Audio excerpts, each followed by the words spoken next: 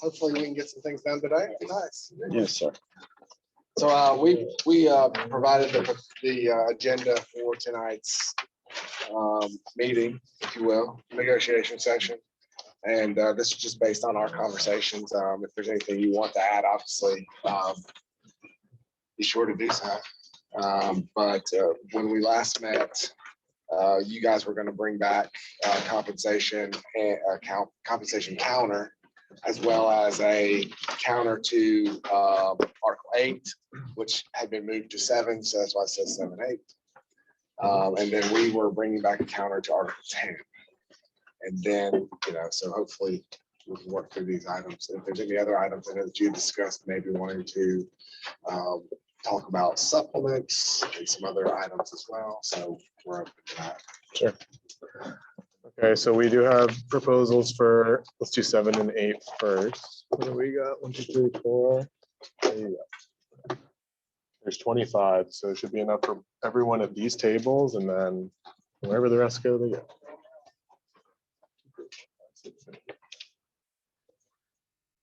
I told Diana to double it. Oh yeah, I did almost double the number. Based on the last time. Yeah. It's like. Take one. Only one will. All right. He's the, oh, wait. The notorious copy taker. Oh, I do. Thank you.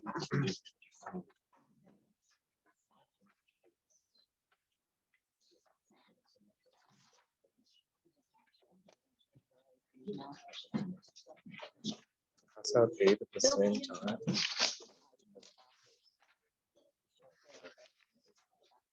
Just for the table people. I'm gonna do enough. Okay. This is 8 for table people on this side.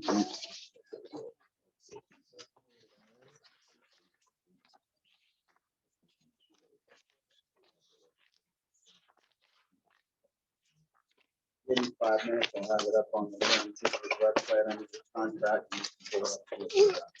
That's 8. If they're kind of combined. Oh, Does anyone know where that music is coming? Okay, we may have You found it? identified the issue, yes. okay. Yeah, we don't hear any No, it's like music. it's coming from somewhere. I'm not hearing any music. I think it's over now. And then I have these extra.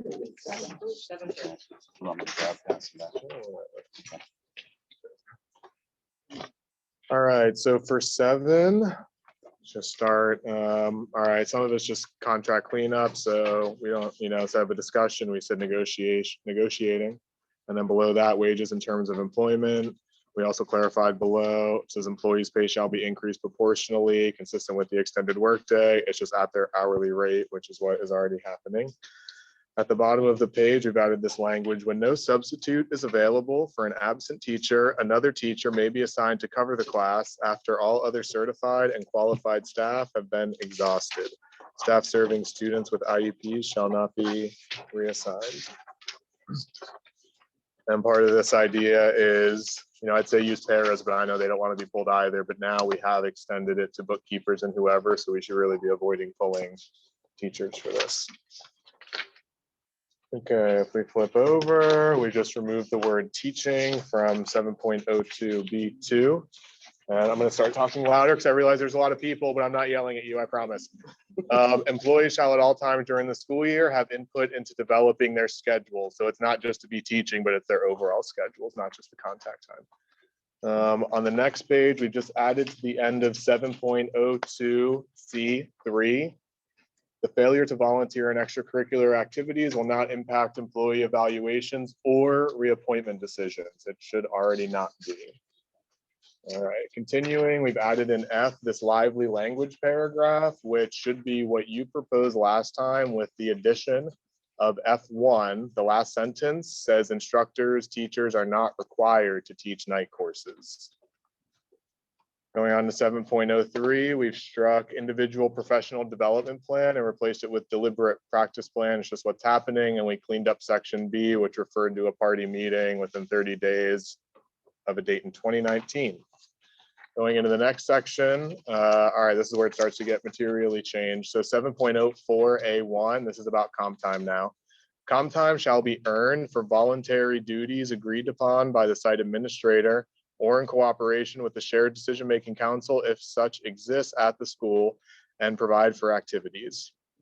And so this is because we've been having difficulty distinguishing volunteering in an environment and ecosystem of annual contract teachers. It is really hard to not volunteer when you just want to get renewed. And so we're kind of saying that there isn't really volunteering necessarily. There should be assigned duty or not assigned duty. And this language starts to speak to that.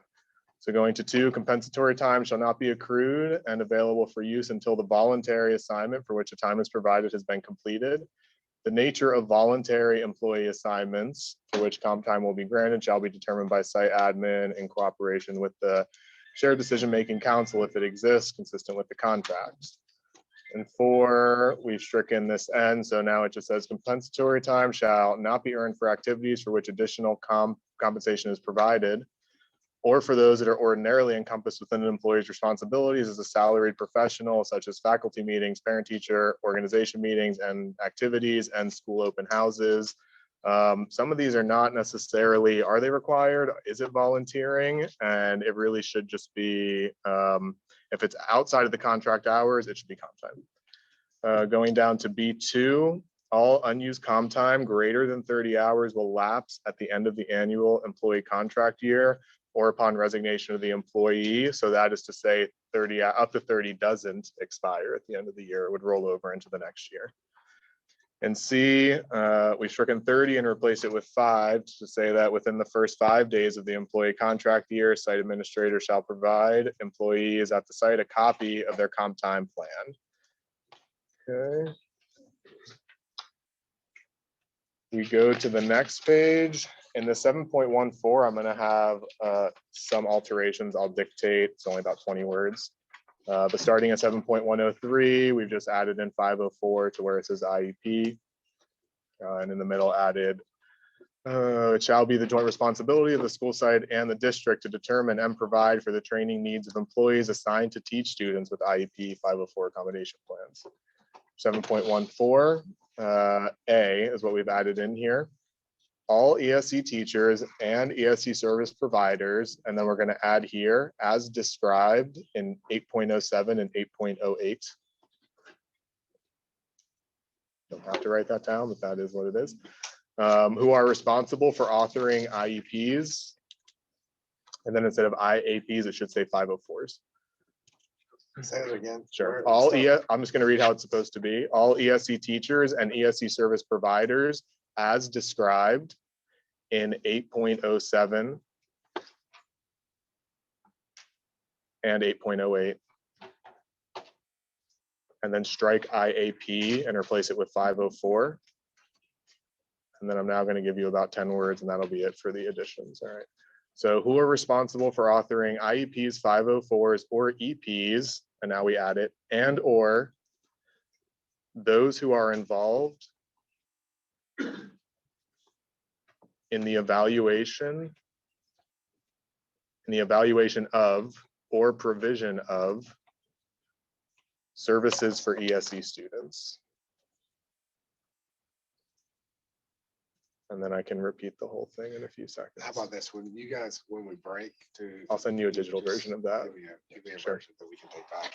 So I'll read it here and then keep going and describe the intent. All ESE teachers and ESE service providers as described in 8.07 and 8.08 were responsible for authoring IEPs, 504s, or EPs, and or those who are involved in the evaluation of or provision of services for ESE students will be provided one paid working administrative day each 9 weeks that school is in session to work on student plans, billing, and other necessary and related tasks. During this time, these teachers shall not be pulled for other duties such as supervision, class coverage, or testing administration unless in the case of an emergency. These administrative days cannot fall on a teacher planning day. This work must be completed at the school site and cannot be used in place of leave or to offset other hours worked. Each impacted teacher will submit a request to their on-site administrator at least 10 days prior to utilizing an administrative day. And for 7.15, we've added in the 504 MTSS, EST, and other meetings to say that they should not be scheduled during a student contact time when possible. And that's 7. Just one more time. can you Yes. read that last 16, I can. For those who Yep, are involved yep, in. yep. And or those who are involved in the evaluation of or provision of services for ESE students. Yep.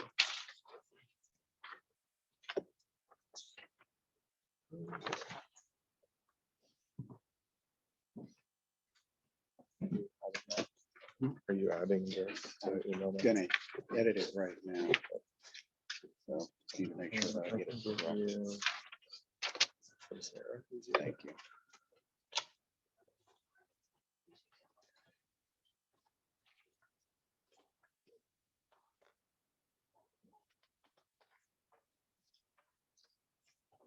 Move on to 8.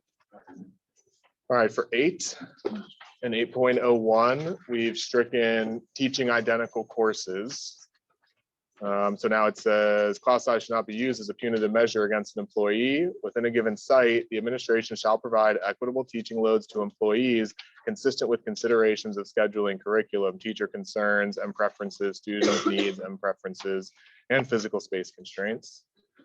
For 8.02, we've stricken this part at the end. Those assigned to use other instructional delivery models such as computerized instruction may have more than 3 course preps, depending on delivery model. We think that it's not relevant anymore. And if they have more than 3, that it needs to be compensated in some way. Contract cleanup beginning with the fiscal year 2017 paragraph is what that is. Since I was in here, I decided to neutrally gender 8.05. All right. 8.06, teacher class size limitations. So I'm just going to point out that everything here is comp time. So there's no dollars directly in this. So just at the first table, when a class size exceeds the number of students provided by the state, and we show the number of students or per course code and then the comp time provided. I don't know that I need to go through the whole table, but just an example. In K through 3, the course size should be 18. If you have 3 extra students, for every 9 weeks you have those 3 extra students, you'll be given 7.5 hours of comp time. If you have 5 extra students, you'll get 12 hours during that period of time. And for higher grades, it's dependent on the course codes. Probably just need to discuss. You want me to read through that? And then When I'll you speak about comp time, are you considering it to be non-compensable comp time that expires at the end of the year, like all other comp time? well, except that we proposed 30 doesn't in 7. We said that, what do we say? 30 hours. more beyond 30 hours will expire. So it implies that less than won't expire. That's in 7. It is in, I'll tell you. They could carry forward 30 hours every year. If they have it. 7.04B2. Yep. How would the number of students? It's already in there. calculated? Would it be if they have them for the entirety of the 9 weeks? Or 1 day of the 9 weeks? No. 1 hour of the 9 weeks? I would or- say without negotiating further, more than half. Well, pr- I guess my probably, question yeah, was, 1 what was day. your intention when- Yeah, the intention is more than half, I would say, is the More than intent here. half If any of the teacher 9 wants to weeks. jump in who actually has a situation, you're more Yeah, than so welcome for to, but- example, most of the time we get students added to our courses as opposed to taken away. So I rarely have an incident where I start at, let's say, 28 and then suddenly halfway through the semester, I'm down to 25. So then I would lose the three children to get the bump. We get students added throughout, so half of the 9 weeks, or when you bump over. I mean, there's wiggle room here. So, right, if your grades 9 through 12 and 25 is the mandated state for the class size, and you get 27 students in your class, well, you're not at the 3 yet to get the bump of comp time. Once it hits 28, then you would get the bump. Now, if it ends at if you end the 9 weeks and you start into the next 9 weeks in October, and you're back down to 27, well, then you don't get the comp time for the next 9 weeks. And it would be given at the end of a 9-week session. Are you including all classes in here or just So, core at the- classes that are that's a good required by question. law? At the bottom of the table, it says this table applies to all classes that sit at a desk and primary instruction is to a book or computer, including but not limited to core courses, vocational courses, and non-traditional courses. So there you see like band would be excluded, for Yeah. example, because you're not at a desk, you have no textbook. And are you talking about per class? Per Or specific, it would be per, average across the 5 classes that you have? it would be per course code. So it would not be an average. So if you had a first period with 31 students and a second period with 20 students, you wouldn't be averaging them together. Right, but You you're would- saying you would, if we applied it this way, you had 30 students in the first period class, you get 7.5 hours for that class. In the second period, you would get, 1 If you hour were over per again. course code, no, 1 hour per course lower on code the each table. 9 weeks.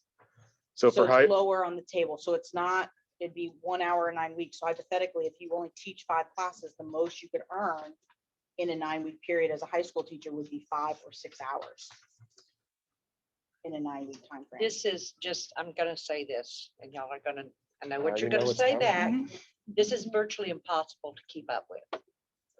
Okay, just know that because you've got almost 10,000 high school kids, just high school kids. Mhm. And you're talking about, some of them take 6 classes a day, some of them take 7. So I'm just saying from where I'm seeing it from this side of it, that is virtual. So what if you have a class, okay, let's look at it from the other side. You got a class that's got 15 kids in it and they should have 25. What do we get back on that? you're in charge of the staffing plan, not me. No, we're part of what we give the schools. The principal and the teachers determine, because I don't work in a school, never have, but I do know enough The about it. benefit that you get back is a smaller class size, a smaller achievement gap, and greater achievement. of I students. understand That that, is the I understand that, but there's not every class requires 25 kids in it. There are classes that you could do. Let's be honest, you know that, as teachers, you know that, depending on what class you're teaching, if you got to me, y'all correct me if I'm, because I'm not, I mean, you've got an intensive class. You absolutely cannot have, you really have a smaller class size in that intensive class because you can't work with those kids. That's not true. That's not true. That you can do better. I'm not saying you have those. Oh, I'm saying those are the ones that you should have lower class. Oh. Okay, that's what I'm saying. Well, we're pretending this is a perfect world, okay? Your AP classes, those higher level kids that are getting ready to go to college, come on, you don't have to have, I mean, they can take a higher class size. but They that- work independently, but, but okay, one way that might be able to be resolved would be to average. You know, because in those classes where you have Mhm. 15 students, you know, it would be, if you offset it with the class that you have 30, you get an average. I mean, that's just some of my That might thoughts. be, I mean, it wouldn't be, it really wouldn't be fair to only compensate when we're above, but never look at it when you're below. That's just the reality of it. Can I clarify something? Sure. Just for the AP classes, that was just brought up too, for that specific instance. Yes, those students that are, high flyers, they're on track for college, they are independent, regulated in class, all of those things that we know can cause increased time demand on the teacher in the classroom and other settings. They're not having those needs, but what those AP teachers are experiencing is an increased amount of paperwork on their end. If you take like an AP English teacher, for example, the more students they have, the more thorough and detailed essays they need to grade, for example. So their workload is increasing, even though it's not in the classroom day to day. Their workload is exponentially growing because they have more and more high flyers who are having a lot of output. So that's another angle to think about. Correct, but yeah. And I think you guys have also shared that principals will go ahead and make smaller class sizes with students with higher needs, because that goes ahead and makes an equivalent Correct. type situation. So the number of students is the number of students, but that's based off of the needs of the kids. We're just saying that when there's an increased workload that then requires that educator to take more work home, that this is an opportunity to recognize it. It's not physical money in their pocket. It's compensatory time that has to be used when students aren't there, So, and it only rolls over a certain amount. So that's our Well, proposal. we're happy to consider it. Yeah. And, I mean, I think that there's gonna have to be, so if we were to try and implement something like this, there would have to be some give and some take. And, per Naomi's comments, I don't think it's something that we could implement as it is currently outlined. And so we'd have to be able to figure out a way to make this work systematically across the entire district. So, we'll talk about it and we'll come back to have some more conversation around this issue. I have some more clarifying. Sure. Sure. Okay, so the desk and primary instruction, so that from your perspective, that would take out band, chorus, art, PE, culinary. Yeah. Culinary is taught in a classroom, So you except don't for have any, once every 2 weeks, they go into a kitchen. So majority of their work day is in a classroom model. so are there any other, He does open. right, PE does a portion in class, so would They're you coded consider that? differently. Their course codes are differently. So hypothetically, a Hope class would be in a course code that's different labeled than a PE class. So then we would apply it to the Hope course code and not to a PE course code. So you guys feel that PE, even if they do some book work, is not part of that? Would that be Correct, your- because the Hope is a course in itself. And then there's PE is a course in itself. And so they take Hope for a semester. Right. I And then they take, understand. yeah, so that would be where it Yes. comes in. So if they're not in Hope for that second semester, then they're not part of So are that there- second semester count. Are there any other elective type courses like that you, like culinary, that would maybe not be something that we would think of that would be included, but that you guys considered including? When you were thinking? Yeah, then you don't have- I'm just really trying to No, I fact understand. find a little Mhm. bit, so as we talk. We would have to look at for The full specific to list, high schools, the variety of electives that are offered Mhm. at each high school is significantly different, right? So a culinary class at one high school can be run differently than a culinary class at another. Right, But our high school has construction, but I don't think there's any other high school that has construction. Godby. Gabi, okay, so then it would have to be looking at that where, our construction class, how they run it versus that. Because I know that in our construction classes, we're implementing a certification program, so that's gonna change the structure of that course into a traditional classroom in a lot of ways to prepare for certification. Same thing in culinary, they prepare for certification, so they spend a lot of time in a classroom setting outside of the kitchens. So your intention when presenting the language is that we would make this determination every year. We would redetermine whether a class I think would the be Nice. applicable or not structure applicable. of the way a course runs at a school site is pretty set at that school site when like a teacher takes over, like the teachers that have been in these positions for several years. Mhm. The structure of that course has not changed in the past several years. It's still the same rotating, like week and a half in a classroom, 2 days in a And I lab. appreciate that, Mhm. but I still have my question. Okay. What would be in the contract? So would it be an annual evaluation or? Of what classes would qualify or not for this? Yeah, I think maybe, well, yeah, annual, be if there's difficult. changes though, Right. so, yeah, Okay, maybe a committee is looking at that annually and suggesting changes or something to the bargaining team. I just want to make But- sure if we add language that we've added it in a way that could be implemented and not create Yeah, sure, I agree with further that. vagueness that could then cause problems. I think you're understanding our intent of this, though. Do you think you understand our intent? I mean, yeah, I think I understand your Yeah, intent. okay. That doesn't mean we. like, No, I 100% understand. I agree, just, but no, yes, I agree. And a solution could possibly be in one of the appendices, just listing the courses that don't apply, because there's probably gonna be course codes less that apply than apply.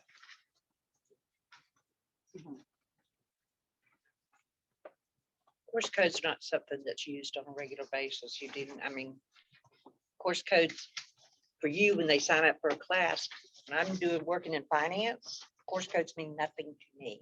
As far as budgeting something for this, course codes are for submitting that information to DOE.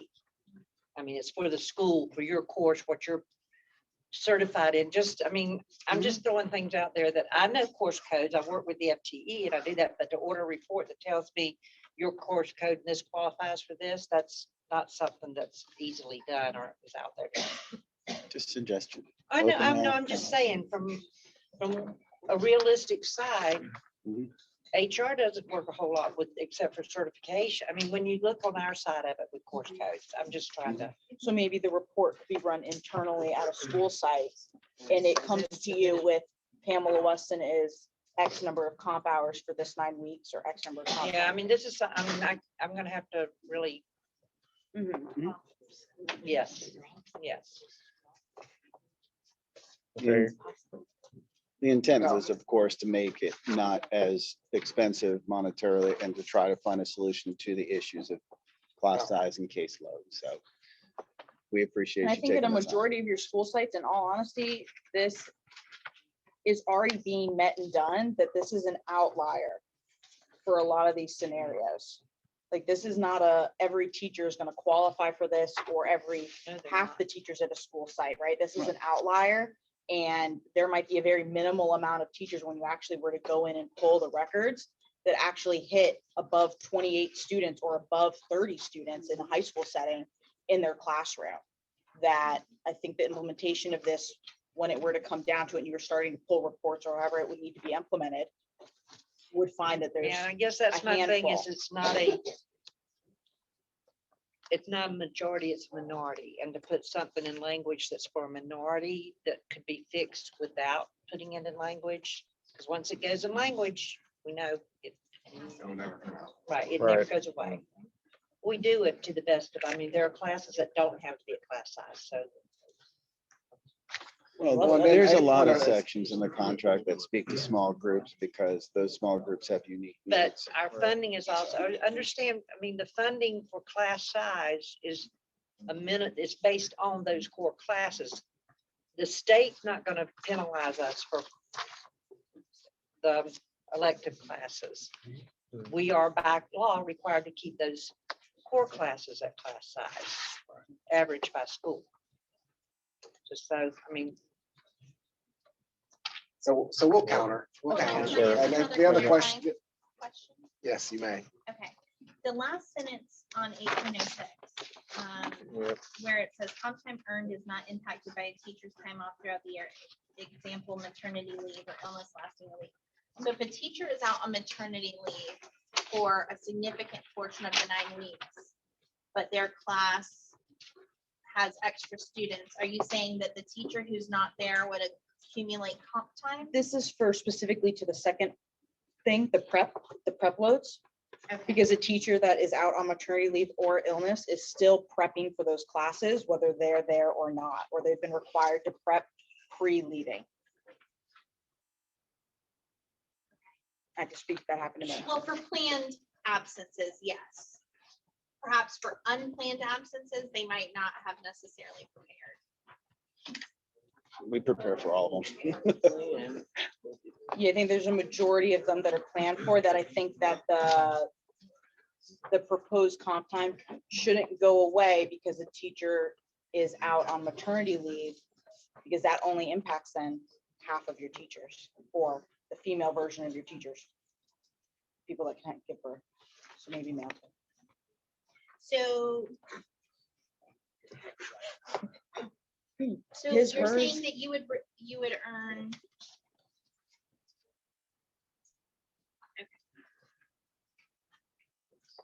So are you saying, are you saying it's your argument that you do the preps early on in the semester and thus if you're out for half the semester, you've already done the prep, you've already done the work, so you should Yes. be compensated for it? Yes, that's the argument. Yeah, is that most of the time when someone is leaving, specifically to maternity leave, they do all of the planning prior to leaving and then. So whether they're there the 9 weeks Yeah, or I not, understand. it's prep. Generally, are you, I know this varies per teacher, right? But Mhm. how far out would your administrator require you to have your planning done? For maternity leave. Well, no, for like, Oh. just in a given semester, are you supposed to have for the whole semester, the entire Oh, I plan don't- done? Or are you allowed to do it, as long as you're 2 weeks out, you're good? I I mean, that's just like a general. Oh, question. I'm a unique scenario. I have the entire year planned out every Let's- day. But what's the, what I'm asking is, what's the requirement of your? There's administrator? not necessarily a not. requirement. Yeah, So my point is only, if your administrator is only requiring you to be planned out for 2 weeks, then there's no reason that you would be compensated for the entire That's semester. for unplanned. Oh, yeah, well, I was thinking I'm that just talking about it's for the given class. out at the end of a 9 week. So, right, so you're not getting it front loaded, you're getting it back loaded, right? So if you do 9 weeks of prep and that's one additional prep, and you're doing the 0.5 times 9, so you'd be getting 4.5 hours at the end of a 9 weeks, because you fulfilled that goal. And then let's say you go out on an illness or whatever that may be, it's still backloaded. So you could come back from the illness, they've seen that you've done the prep, and that was 8 weeks of an illness, maternity leave specific, and then you would get 8 times 0.5, and then you would get the 4 hours. So it's backloaded. It's not front loaded on the expectation that you're gonna do it. It's you've already done it. Therefore, now you've earned that additional comp. So let's say you lose a prep mid-year for whatever reason, well, then you're not getting that additional time because the prep is gone and it's backloaded later. So let me use an example of my own. Sure. So let's say you're at a gas station and you fall and break your leg, and you are on your way to work, right? So then you end up being out for like 5 weeks with surgery and all that nonsense, right? So would you continue earning preps even though you might not have necessarily planned for 7 weeks of an absence? Yeah, Because because I here think it's Or an get someone illness. else. well, so I think that the scenario, I understand we're talking about maternity leave is a pre-known. Right, Right. planned. Right. I would say that a majority of teachers, even though they would be out for that kind of illness, would probably still be planning. That's an assumption. But that would be, again, it's backloaded. So did they do the planning when they were out or not? And if they did the planning, well, then great, there's their comp time.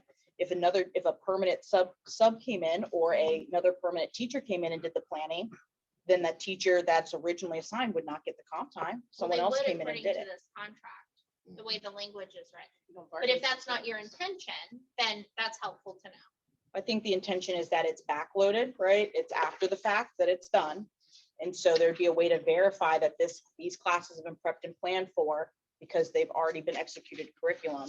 But the language doesn't necessarily say it would be at the end. It just says every 9 weeks. So if your illness spanned the 9-week period, Okay, so- At the end of a 9 right? weeks. Okay. Sounds like that. But I think I understand. I'm just trying to understand your intentions, Sounds like not accounting. parse over language right this second. And you can change the first one too, that where it says 2 hours or 1 hour per each 9 weeks, you can say end of a 9 weeks there. That way it's given out retroactively. Okay, so, I mean, since we're supposed to have other secondary people here, so I think my only concern, right, just being realistic, I think compensation package, people should get that, is honestly being able to keep up with all of that. Right, so just hearing all the different things. I'm just gonna tell you now, y'all, you would have a hard time, anybody, in any school here, I've been at all 3 levels. Okay, finding a bookkeeper who's on top of all their leave stuff to give. I'm just talking about leave, all right?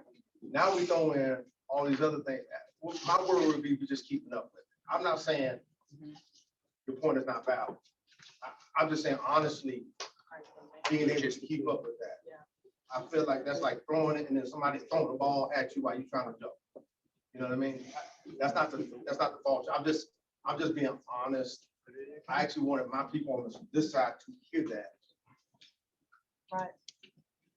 There's a serious difficulty in being able to keep up with Right. it. I would want to look at something else, maybe just something kind of flat, instead of just worrying about, did this person make it? Did they not? Because that's something else that you then got to chase down people. And then we brought up department heads, you actually then are asking a fellow teacher to be the hammer for one of their fellow teachers. Good luck. Yeah. Okay, That's so not- But so what we'll do, we're obviously, I don't understand the department head comment. That's look, where I need to somewhere clarify. somebody mentioned maybe a department head or someone. Oh, that's not us. I was Okay. saying like administrative. I'm just still saying. At the school site. I was saying at the And school I was site, just not. saying, I'm sorry, that was my Here. reference to that. Okay, I appreciate it. we're I just need happy clarity. we're happy to consider this information and we'll come back with something that, you know, would would be maybe an interim. Okay, step. And as we know, we're just trying to give options, and we've started with an option. We've countered with this. We're willing to continue to work on it because it's still an issue that needs to be addressed. We are too. Absolutely agreed. Now, so you guys have, you have not covered 8.07, correct? No. Get stuck on 6. Just for you to see, but So- I've got- So this So the only question somewhat, are you planning to cover 8.07 any further? I don't know that it'll bring clarity in the moment. I think you just got to read it probably, but I will say that this stuff similarly models a previous proposal in terms of the weights, but comp time is what's being provided is the main thing. Now, I mean, does it also, I mean, you're proposing this in addition to the additional language that we proposed language in 7 to offset the items specifically in 8.07, 8.08. So you're saying that we would want to do this in addition to what we sort of proposed as it relates to 7, but it looks like you included it in 7. Yeah, Yeah, we took your language, we put it in the 7, so the entire proposal would be in one spot. And then the reason why there's additional language is because we've got folks that with those IEPs that one day isn't gonna cut it in terms of the time that it takes for them outside of the regular contract hour to take care of all the work. Especially as we've heard service providers and other people talk about how their loads have gone up like 3/4 of what it was just a couple of years ago. Almost doubled. So this was to, in addition. And again, as we've discussed, you guys have some internal conversations going on about load and size right now. And so, again, we're just trying to give a spot to start, maybe bounce it off the ideas that you're already considering. And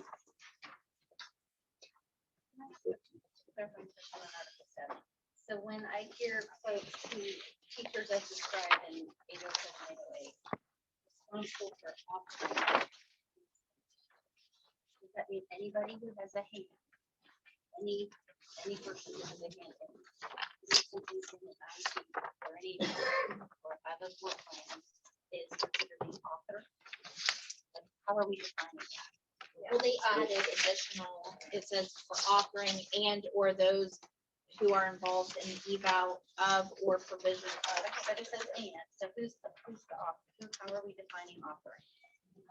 first, Sarah, We added the clarifying information because the way that it was written when we first were drafting it was just authoring the IEPs. And so that excludes a lot of our overworked ESE people, right, who may not author an IEP, like OTPT, they don't author an IEP. So from our side of the table, we were interpreting or intending that the authoring of the IEP is referring to like an ESE teacher, yeah, or the case manager, yeah, the case manager. So, and that could be for those not involved with that, it's an ESE teacher, an SLP could be a case manager, or a gifted teacher would be the case manager for a gifted only student. And then we added the new information to try to include those other ESE service provider people, yeah, who are in 8.08 and are 8.08. That may not be a case manager for a certain ESE student, but they're heavily involved in the evaluation of an ESE student or the provision of services. So we have our vision teachers, deaf and hard of hearing, the social workers, school psych, all of those other additional people. So that's what I want clarification on too, the evaluation of or provision of services. So evaluation of the services, because there are people who look at the services to make sure they're in compliance and do those types of things. Are you talking about evaluation for eligibility for these services? It would be both, because in 8.08, we have compliance, program specialists for compliance listed. And then the evaluation of is referencing like a school psychologist. They do a lot of testing and evaluating, but they don't write IEPs, but they certainly have a lot of administrative duties they have to complete for their caseloads. And then the program specialist for compliance, our intent is to also include that. So if we need to kind of tweak the grammar a little bit, so it is clearer in that regard.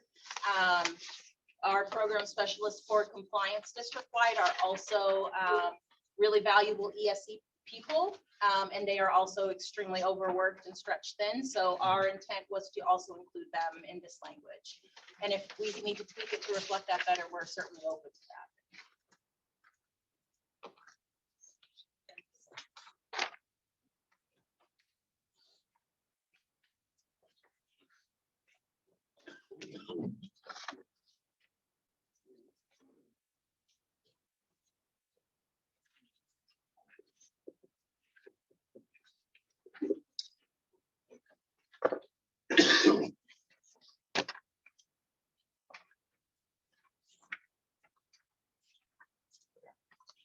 Are we going to talk about those other two or move on to the juicy compensation piece?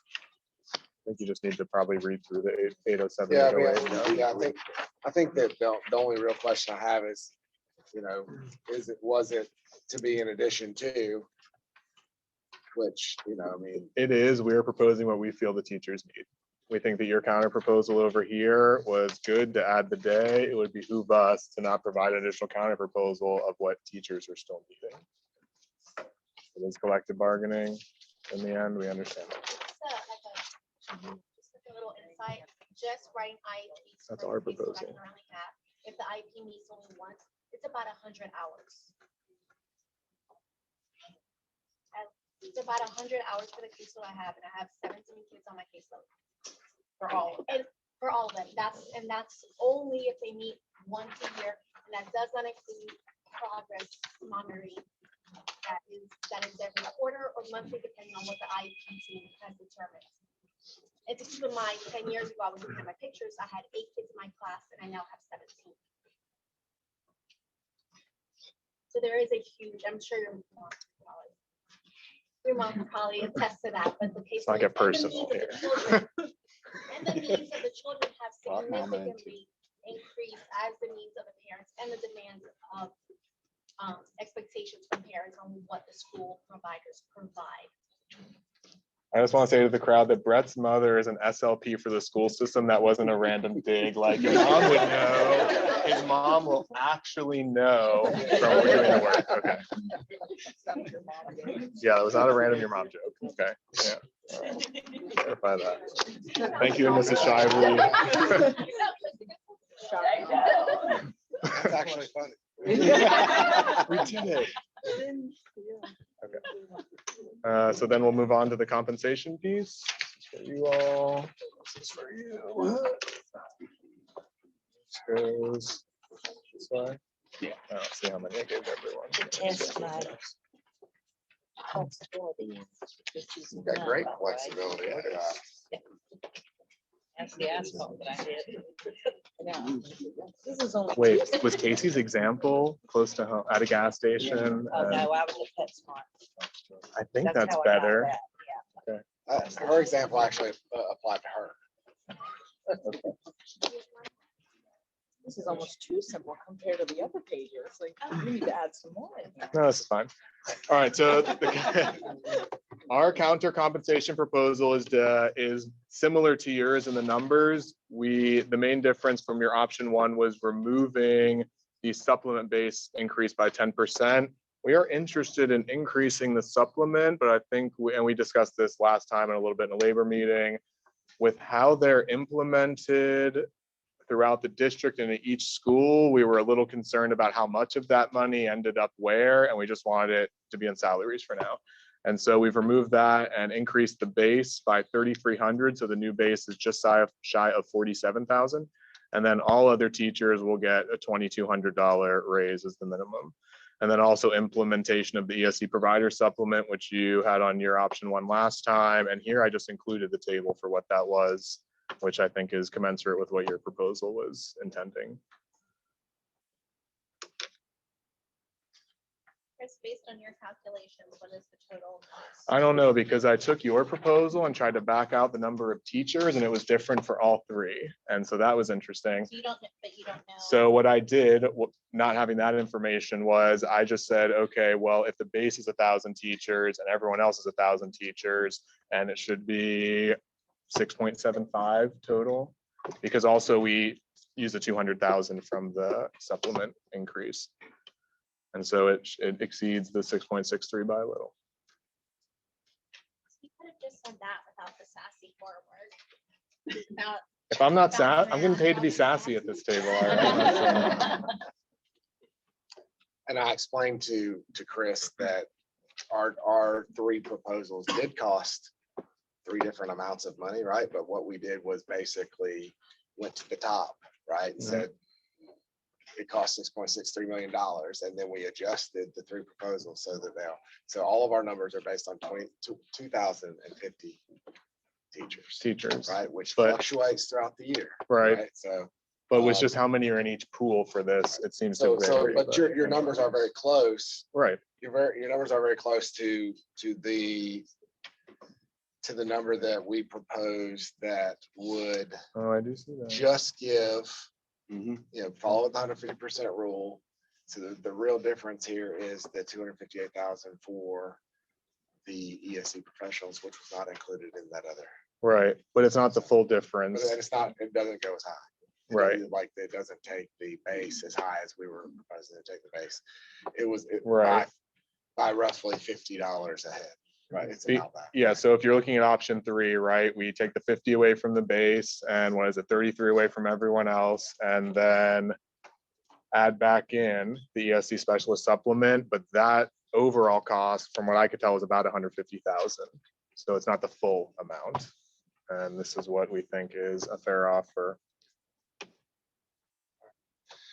Well, thank you for bringing back an offer that meets the statutory requirements. We didn't break the law. At the very least, right? Thanks. So I think that's a start.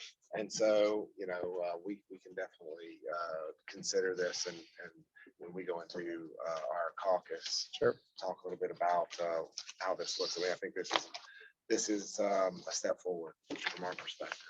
Great. Yeah, we'll go, yeah, that was the next step. Okay. All right, so we're gonna go over 10. Have we passed those out? Yes. Have you got 10? We passed them out to our team. We haven't passed it out to them. correct. So can you I was like, I don't.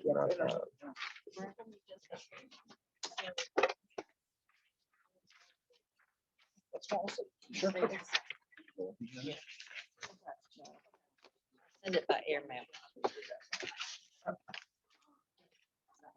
listen, watch out. Just feisty, but she'll get All you. right, so we're Right. passing out two things. One is our counter to 10 from the last time, and then the second is the statute, right? That you guys referred to at the end of the last bargaining session. And it's for informational purposes only. Because what we've really done here is, in our proposal is, it's just changed the language.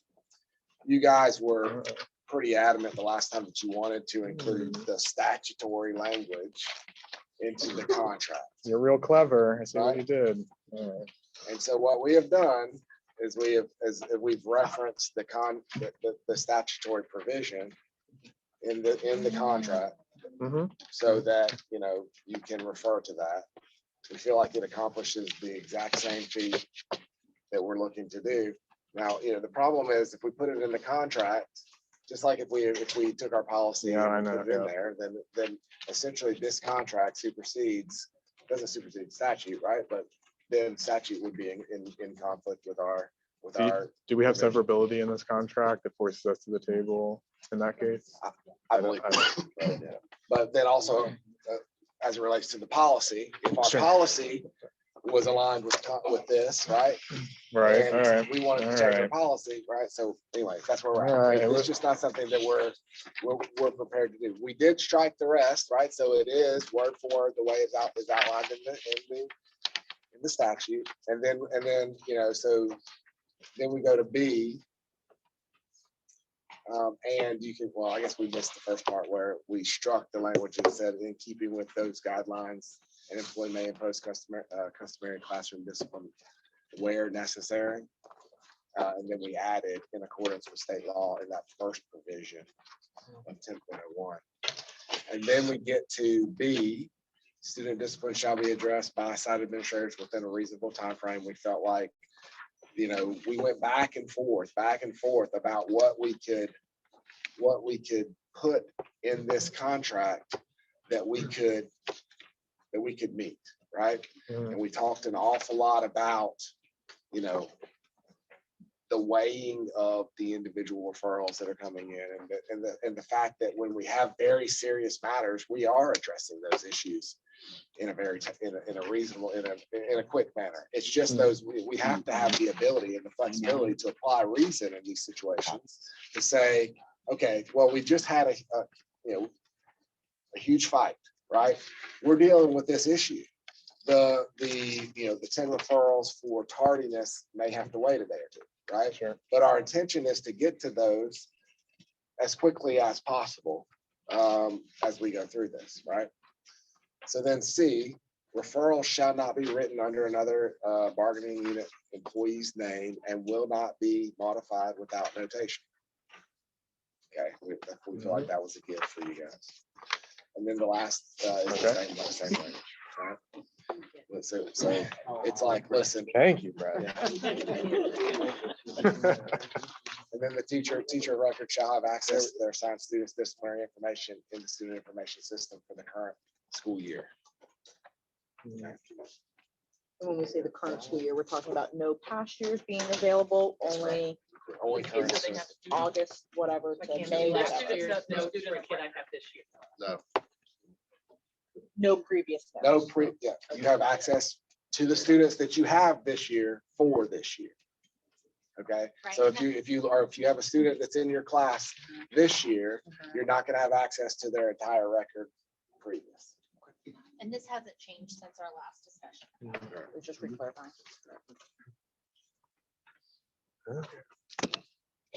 We're making academic choices for students. We're allowed to look at their history before so we can meet their needs, but we can't look at behavioral data, which would meet their needs. Just making sure it's on the So record. that's so that we can't make predetermined decisions based upon a student's past history. Then why do They we may give not- data they about may not affect academics, which would also totally maybe different give things. predetermined history? They're totally different things. No, they're not, because it's all in the same classroom.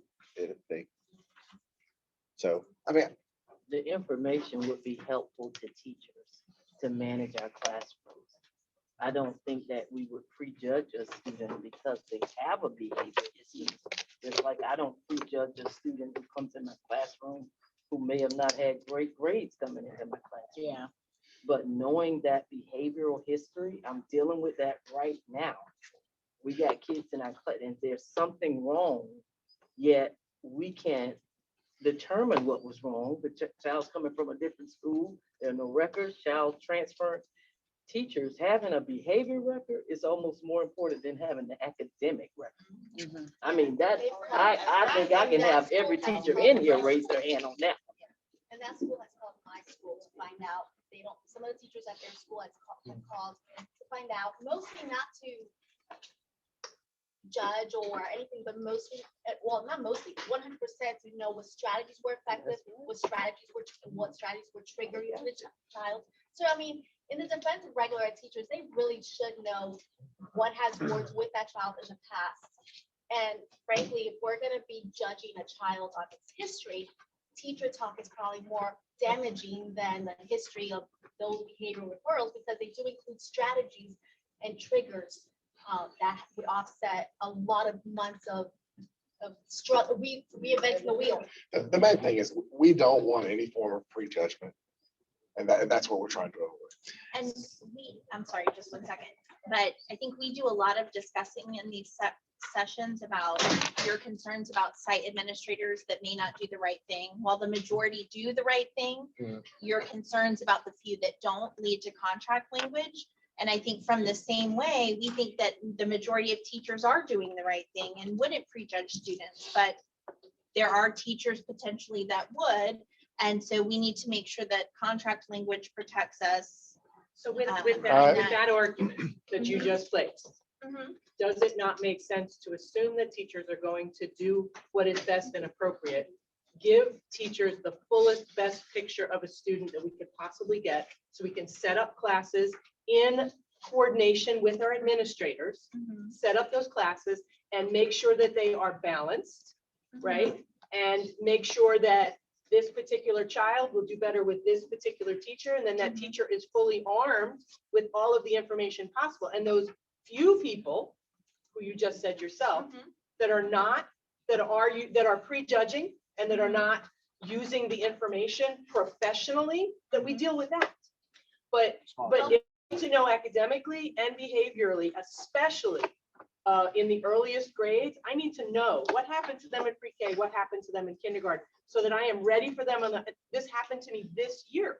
I understand, but I would say the same thing about, I could come up with a lot of different situations where we have that same discussion from the other side, right? We're saying, why don't you just assume that we're gonna do the right thing? And the response is, it needs to be in the contract. But how much effort is it for me to look on a computer to see the information?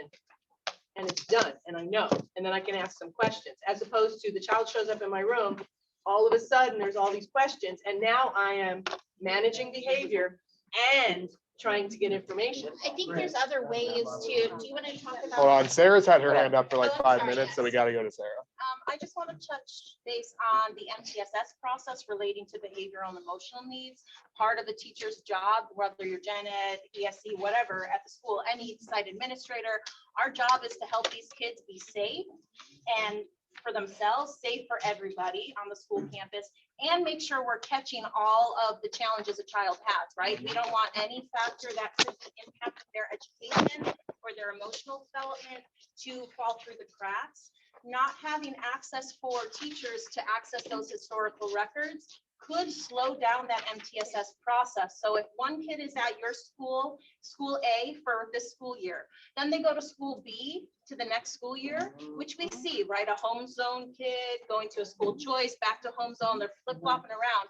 They get lost in the system sometimes because it takes the school team, the new school team, a lot of time to get to know the child. But if the school team knows in the MTSS process for social needs and emotional needs, if they can pull up those records and say, oh my gosh, he's new to us here, it's the first month, but we can see for the last 2 years, he's been doing the same thing and he doesn't have behavioral support, he doesn't have an FBA, he doesn't have a BIP, that kid's getting bumped to the front of the MTSS schedule to say, what is going on with this child? What are we missing? So if we don't have access to those records, there are going to be students who will fall through the cracks because it takes time to get to know the kids, right? And you don't want to prejudge and you want to give them chances, but how a student ends, students' lives don't follow the academic schedule, right? They're not this way in second grade and then they start fresh in third grade. Usually what they've experienced in some way is going to influence their next experience in school. And so that's why from our side, we think it's extremely valuable information for the teachers, for that one student, for the entire student, for the entire campus. It's a huge issue. And that's why we have continued to present that language to you guys. Yes, let me bring this up real quick. We need to discuss this, and Wallace and Will, the two lawyers in the room, currently expunge suspensions each year. I think OCR is, that's all civil rights, has a piece of this, and I would advise us to look into that. Okay. I did, we certainly hear from, it's a great point. I mean, I'm not denying the point, great points, but the parents a lot of times come to us because they feel like their kids predetermined before they walk into the next class. But I think from the legal aspect, my recommendation is that we put a little bit more time in that piece of it. Which is part of that does play a role, and part of the reason why we're saying we want to limit it to current year. I mean, there's a lot of moving parts here. There's a lot of provisions that we need to consider and that have gone into our proposal to limit this to just this year. So Brett, right now, a lot of times in school, they'll have a folder. The folder will have that current year now, focus now, get all that. But for years, we had a folder, you open up the folder, and it would show that, you show all the referrals and everything that happened. We would make expulsion decisions based on that, right? We say this is an habitual offender. This is, and it would help drive some of our behavior decisions, especially if it involved any kind of substance use and those kind of things. It was always limited to that year. Right. And so if we're going to dip into previous year, I don't know that we have all the information we need to make that call. Our proposal stands is. No, I is just want to summarize kind of the concepts as I understand from this side and your side. I completely appreciate limiting it to a year to protect students and all that. I think that is a totally good choice to make. It is not happening in a vacuum. The collateral damage to that is thousands of other students who could have better behavioral outcomes with that data being provided to teachers. And so because they're not being provided that data, those behavioral outcomes suffer. And so in a vacuum, you guys nailed it. Not in a vacuum, and there's not a right answer is the point, right? Because one is collateral damage to the other. We're, I think, landing on the other side of the collateral damage argument. And that is the issue. Thousands of students versus the handful where we're at. And this is a tough issue. This is an Yeah. issue that we've negotiated and talked back and forth on both sides of the subject, for quite some time. Yeah. So, this is where we've landed. And Okay. of course, as you guys want to counter. Well, I want to make sure that we've had very nice conversations, Dr. Cox, about the MTS process when it comes to behavior, that it's not the same as academic, that there are ways that it doesn't take 6 weeks to go ahead and gather the data depending upon the situation, because every situation is unique. I think that information needs to be shared with all instructional staff in school directly, because there are sites where people are being told you have to take 6 weeks to gather data on behavior. That's disrupting the learning for other students in that classroom right now.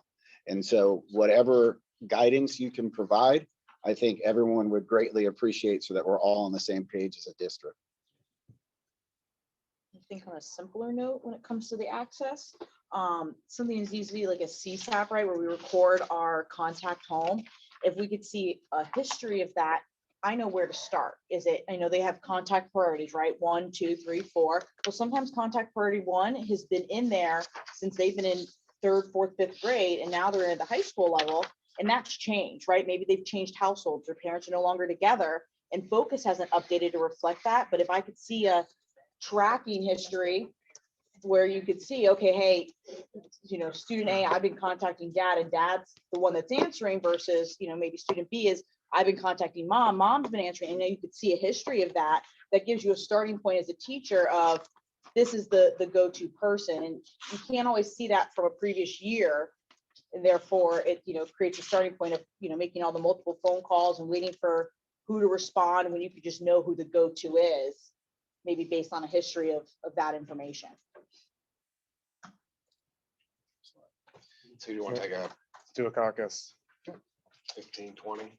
20. Sounds good. Okay. 20-minute caucus, Yeah, sure. which will put us back in. 5 to 6. You two Yeah. are saying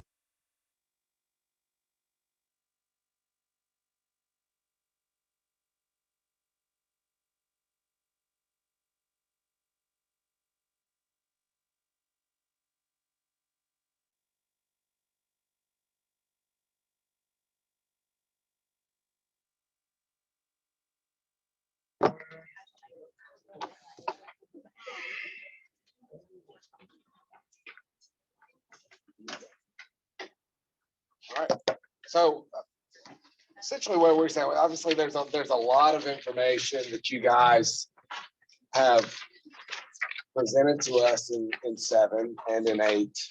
And to be quite honest, there's too much for us to really discuss in a 20-minute time frame Of course. and to be able to counter with you. So we're essentially, what we're going to have to do is get back together and put together a formal counter on this Sure. request. Yep. We could talk tonight about some of the challenges that this language presents, but I think we'll hold off on that. I think that what we're challenged with is trying to find a way to make something like this work. And what would be the options that we could actually employ Sure. that would work? And in looking at this right now, we're just not able to. We're not able to see how this would possibly work within the setting of a high school. you know, and many middle schools. And so I think that what we want to do is be able to think about it a little bit more, think about ways that we may be able to proactively meet in the middle, you know, Sure. change some things so that, you know, we can get to a place where we have agreed to language, you know, so in terms of us giving a formal response to either of these tonight, that we're not able to do it. Sure. In addition, you know, I think that there's still some, we need to do some costing on the compensation proposal to ensure that, you know, we're on the same page. I think that we still are very interested in upping that supplement base. But, you know, I think that the costing is the question, right? Sure, Because yeah. as we look at that, it's possible that that we're a lot closer than we think, right? So Yeah, we sure. just can't agree to it until we've costed it out and really made a determination as to whether or not this is something that we can, you know, truly afford moving forward. And we do, and you know, going back to what we said before, the supplement based piece is the part that we feel like needs to be addressed. It has not been addressed in some time. So, and there are a lot of people out there that would be impacted by that.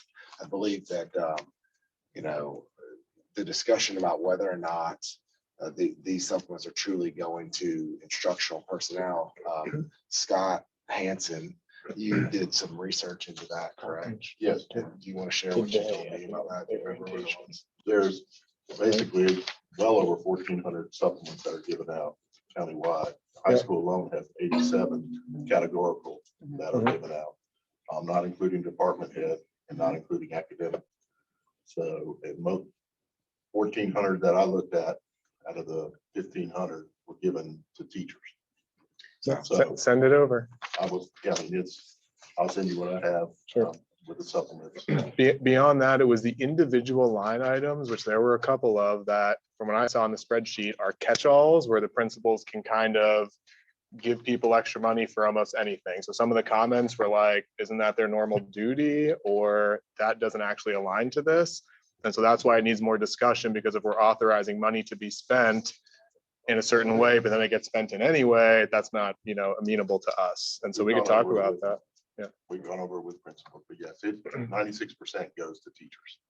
Yeah, but I'm saying aside from where it's going, I'm saying there's a line item. What was the one That's line not item we're talking including, about? that's not including people that are doing, you know, special things at other sites that may get supplements and stuff like that. That doesn't there include is a- SLPs and all of that. Yeah. That's not on anything that I deal with as far as supplements. That does curriculum services in there and some of those that do that. There are adjunct, there's different things at Lively. There's all kind of that are part of that. So all the sites are included in this. So when you send that over, will it have designations as to who is a part of the instructional bargaining unit and who's not? It will have the nominal fee that is next to those those are the ones that are signing on that are non-instructional. So how is that designated? Like, It says nominal fee next to them. just not, Yeah, that's for the high schools. because in an analysis about, well, the last time that this happened, was that it may have been a large percentage going to instructional staff, but the majority of the money was not. Like there was 40% that was going to folks that were not, because the size of the supplements that are going to the people that are not a part of the bargaining unit are much larger than the ones that are a part of the bargaining unit. So I think it would be pretty interesting to take a look at where the monies are going, not just who has received them. And that's part of our issue is those supplements have to be looked at again. For example, there's a 5th grade teacher that does safe patrols and they were told there's not a supplement for that. But there is, no, I know that, I know that. Right. But when staff are being told one thing, when we know that there's a place where that can be done and it doesn't clearly designate it within Appendix B, I think that's the part that we are interested in fixing. Right, it's in our elementary 47. It should be put in that area. Sure. So I'm talking about examples like junior, senior class president. So there's lines for that for supplements, right? Junior class senior sponsors. Yeah, sorry, sponsors, not presidents. We're not paying the kids. We're not paying the kids. So you don't have full-time release presidents in your high school running around? Okay. But anyway, so they have those supplement positions, but then also some of them are getting additional money off lines like student production or academic coach, and it's random. And so that's the I usually issue. Put what's next to it. No, I know, but, Yeah. right, so is the idea that even though we've specifically carved out, this is the amount of money for junior class sponsor, a principal can say, no, we're doubling it through academic coaching. That's not the intent of negotiating line item supplements, is what I'm It should be saying. with a group. And, correct. It should be. and well, it has to be negotiated at this table, not even with a committee somewhere else. That's just right, the condition of employment. And so I'm not even saying we're super against the distribution, but it's kind of gone a bit buck wild that we're putting wherever, and saying, oh, we can put this there. Well, And so if we need more money in junior class sponsors, let's negotiate that. That's fine, but we can't just have principals doing whatever they want with the money and then us signing off on another 200,000 and just seeing where it goes is all. They've been given guidelines as far as how they do academics and how they do the supplements. So. you I know, haven't as seen far as them and they don't always Well, stack up to what academic you would is expect necessarily. Academic is, it's a, I think there's some Given it. concern in addition to that, the academic coaches supplement in itself, right? It's one flat supplement and it's divided up amongst all the academic coaches. which is a. Yeah, which, right, that's how it's done. And so when you look at the increase based on the 200,000 that was given, the amount given to academic coaches to be split up amongst all the academic coaches is a very minimal once you split it up, right? I think it was like just over 1,000 or right around 1,000. And then when you split it up amongst 10 people, well, then that's not really any sort of bump when that then is divided up amongst 10 paychecks, where a coaching position is getting a significant bump because of how the money is allocated. I think that there's room that all academic coaches are within the bargaining unit, where not all sports coaches are within the bargaining unit. So I think that there's room to discuss how this has been broken down, because there's significantly more academic coaches now sharing one little bump of money. But that's also set up by the site at which clubs, which groups, and how much percentage you want to give each of them. So some schools may give somebody 1% for something and some may give another 8%. Right, but they're But doing the for same basketball, job, for and that's why we're basketball, saying we but that want right. to look at Right, those. but that's a Yeah. site-based with the, usually a supplement committee dealing with that has made up that. So, Well, and those the supplement sites don't committees should have decide. documentation for the last 3 years on record, so we should be able to get how those supplements were determined. those are site-based for the academic. So just some of those concerns we're looking at it. Of the- And I really think the raise is more important than supplement base for people who are already getting supplement, and there are many teachers that don't get any supplement. So I think teachers appreciate more of a raise than a increase in a supplement. And Yeah. that's So- my opinion, and it may be shared by others or not, but to me, it's about the salary increase. The supplement base can wait, because I think there's a lot of questions there, just from site to site. So we understand your desire, though, to increase the supplement base and accept counter offers, of course. And then for us on 10, you're dastardly clever doing this. I'm gonna take it back and look to put the statute in. And see, but one thing to talk about is B, with this reasonable time frame. We're still discussion. So, I mean, I get the point about the reasonableness and needing that flexibility. I think the examples from the high school, it was that the deans that are doing the referrals are not the deans that are breaking up the fights. And so that example was kind of not like extant, I guess. And more to the point, teachers have their reasonable amount of time they're given is 1 day to write the referral. And so all the responsibilities they have, they get 1 day. And so if that's reasonable, is 1 day reasonable for the admin, or 2 days or 3 days reasonable? I mean, what's reasonable, Will? All right. Here and we you're gonna go. Ask me that. Yeah, I don't know if there's a search function for the contract, but I guarantee you, if you put in the search function reasonable, it's in this contract. defined. There's a meaning. Well, there is a meaning on reasonable. Yeah. There's reasonable doubt in a criminal trial. I mean, Is it- reasonable, would reasonable be addressing it in 60 days? No. Would it mean be addressing it in 3? Yeah, maybe. I mean, if you just go down onto assaults on employees, it talks about shall render all reasonable assistance. We don't define reasonable there. Sure. Isn't time It's a frame? but To use your example, reasonable doubt is a very vague and open kind of thing. I mean, I'm the daughter of a lawyer, not a lawyer myself, so I don't presume to be able to argue with you, and you understand the law a whole bunch better than I do. But reasonable time frame versus reasonable doubt. Doubt is very vague. Time frame implies a specific amount of time. right, and reasonable doubt, that is something just so different. It's just the first thing I thought of for whatever reason. But if you look at reasonable assistance in here on 10.03, and I know in other areas, like I said, if you put it in the Yeah, search, sure. we use, I mean, us, across, Yeah, state, yeah. we use the term reasonable in many places.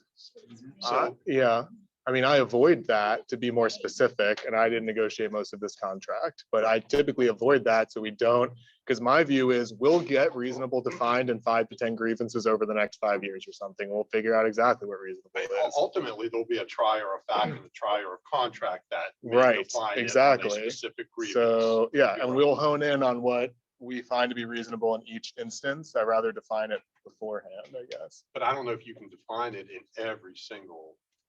term Right, it's that about you- levels, because about potentially levels of issues, but yeah. We gotta do it because teachers don't get. Yeah, I reasonable mean, what time. you guys, the problem But- is what you guys consider to be reasonable. Well, so can we, so if a At teacher, 24 let's let Joe Finish. talk. Joe's had his hand up. So I mean, I can look at this from a teacher and from my time as an administrator.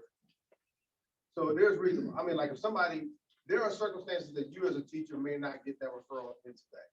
Right? Something chaos happened, and I mean, I would hope there's some kind of empathy, but I know some of y'all saying the empathy wasn't given in whatever building that you're in. I apologize.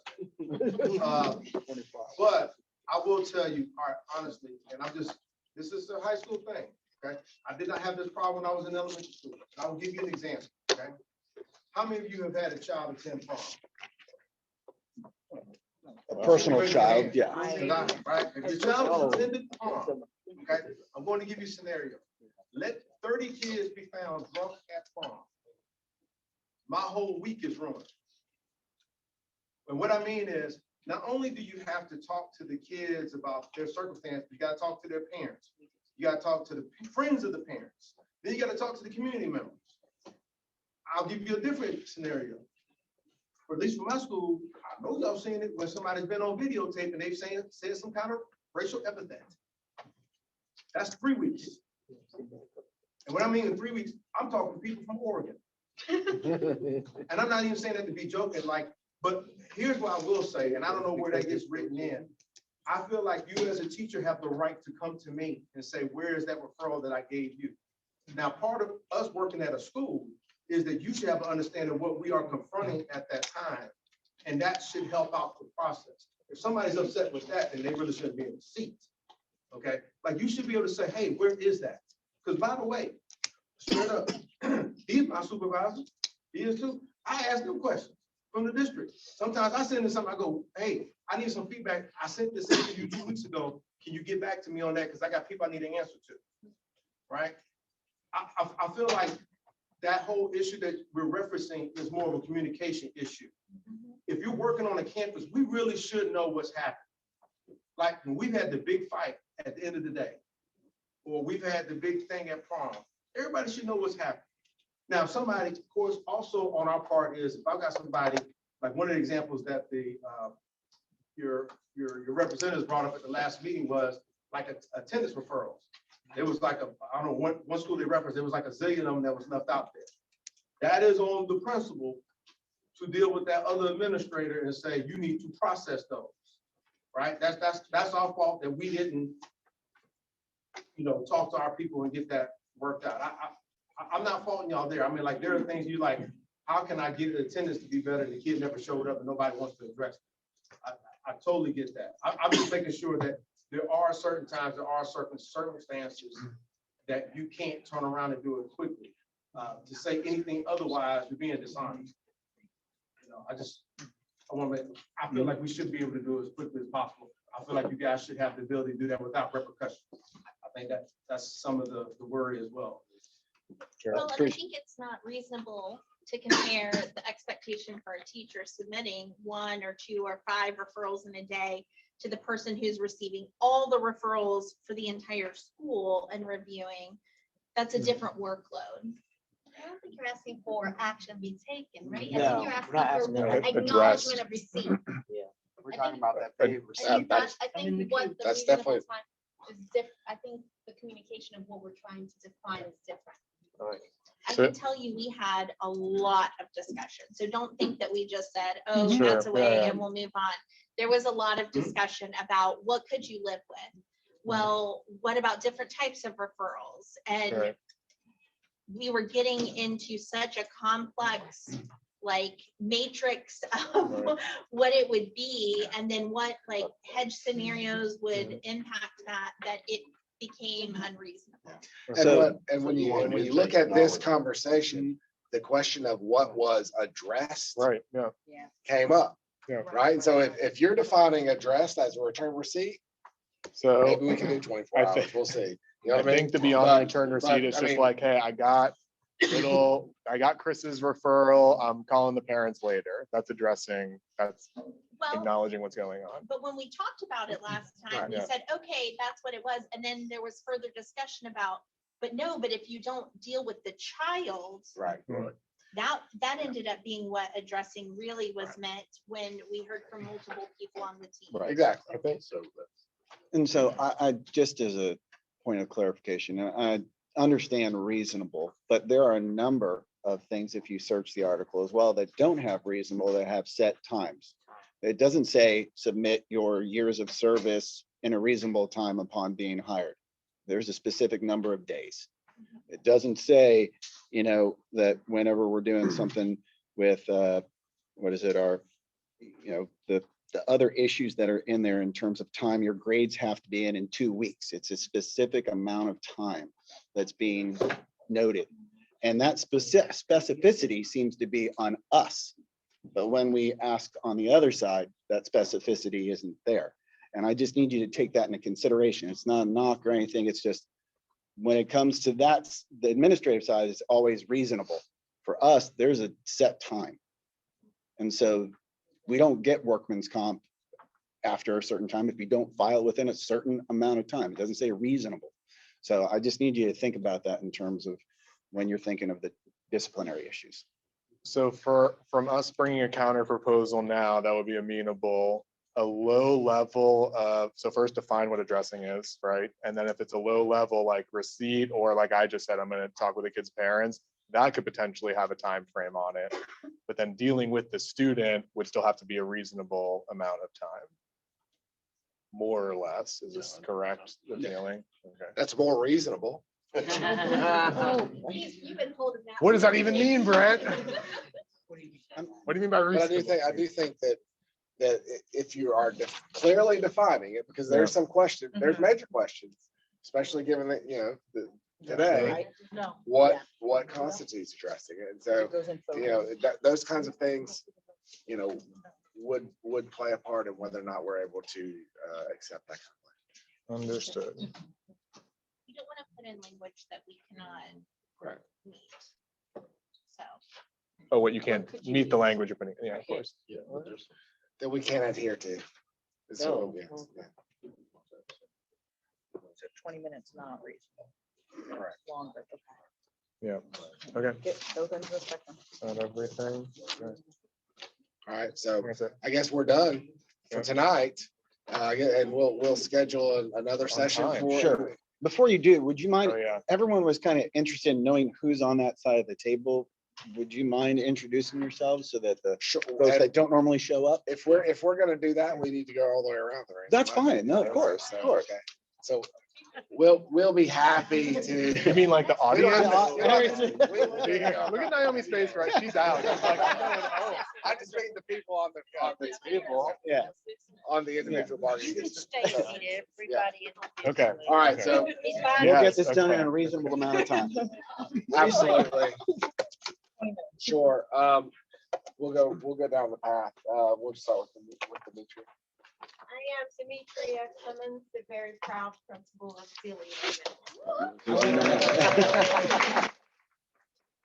I'm Anisha Robinson. I'm the director of elementary schools. Will Spilius, general counsel for the school district. I'm Brett Shively. I'm the Director of Human Resources. I'm Naomi Coffin. I'm the chief financial officer. Scott Hanson, director of middle schools and student activities. Wallace Knight, director of policy and compliance. I'm Casey Kirkland. I'm the director of business services. Diana Kilgore, I'm Brett's executive assistant. Alan Cox, assistant superintendent, K-12 school manager. Joe Burgess, principal of Child's High School. You got your job. Simmer down, Whoa, simmer whoa, down. whoa, whoa. I'm looking at my. Whoa, whoa. I'm Kathy Shields, the ESC Director for Operations and Compliance. Good evening, I'm Brooke Bruner. I'm the Director of Early Childhood Programs, Teenage Parent Program, Teen Enrichment Programs, Title IV, Dixon, and ESC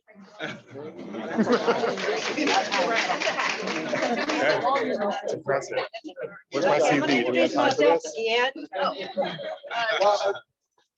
We also have a couple of other principals that are not here tonight that are generally on our bargaining team.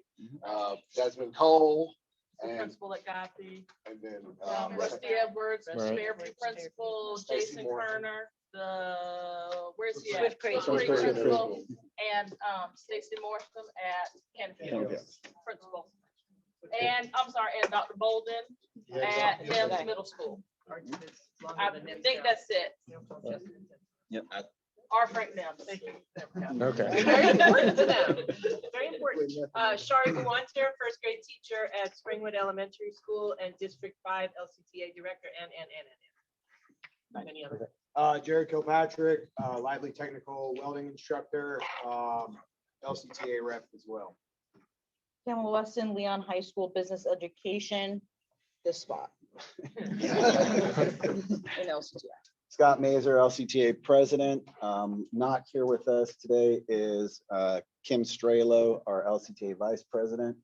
And then who else on our team is not here? Just double check. But, oh, Becca Burtott. Yeah, she'd be upset. She's pre-K over at Riley Elementary School. I'm Chris Siegel. I'm the BKESC. executive director of the Big Bend for the Florida Education Association, where I work for you folks.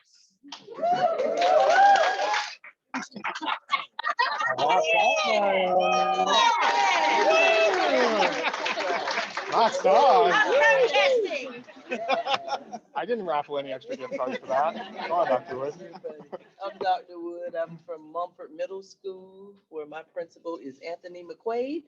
And I am an LCTA rep, and I've been on the bargaining unit for 2 years. So welcome, everybody. Amos Berry, fifth grade teacher at Gilchrist Elementary. I'm Sarah DeCock. I'm a speech language pathologist on bargaining team and District 3 Director, freshly minted in that. I'm Patty Oley. I'm a teacher at Roberts Elementary and a parent of a Thorn Lakes child and a child's students, and I am LCTA bargaining for 3 years. I was like, that's it, seriously. I would be at Roberts Elementary. I'm Martina Taylor. I'm at Neon High School. I'm the building rep there. I'm the co-chair for the Social Justice Committee with LCTA. I'm the secretary for LCTA and a member of the party.